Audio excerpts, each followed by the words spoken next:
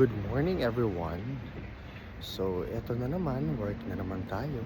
Papasok na tayo sa building. So, grabe guys, entrance pa lang. May rotating, hindi ko alam anong tawag dito guys, pero talaga makikita mo yung premium talaga yung university. Napakalinis guys. Bubungad sa'yo, ito yung United Nations Sustainable Development Goals as a matter of parang information dissemination para ma-inculcate sa utak ng mga estudyante. Here we have a place where students can sit. I would like to have the same, just a cappuccino with caramel. Yes, sir. Anything else for today? That's it. Perfect. Thank you. So sa entrance pa lang, they have this canteen already guys where you can grab your drinks or small bites. And right over there, andun din yung areas where you can sit and just chill. Ganda no? Very clean talaga. So ayun, nag-order tayo as usual, cappuccino. And then I forgot to bring my Billy coin. So I needed to pay extra for this one. Punta na tayo sa room. And here, people can also, or students can also sit here. Ganda ng concept. Ayun. Punta tayo sa room, guys. Ang dami nilang areas where students can just chill, no? Have coffee, freedom.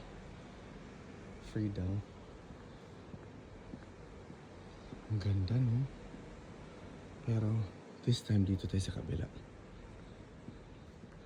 Ayan, meron silang mga spaces for students to just sit around, study, or talk. Ganda. Pakita ko sa inyo guys, gaano kaganda, even their toilet ha. Tingnan nyo guys. Oh my God, super clean diba? At very hygienic yung amoy. Sobrang ganda. And this will be the room for today's class. Mas malaki. Look at the outside. Natural light coming into the room. Ganda. Ayun. Super. Oh. Ganda niya. Ito talagang pinaka-highlight. Gusto ko to siya kasi you don't need to have projector or whatnot. Connect mo lang guys. And then you can have a very interactive class or however you want to do it. But for me, I like my class to be fun, something that will keep the student wanting more. Ganun yung atake ko. You know, before all of this happened, I'm referring to the PRRD situation. This is what I love doing.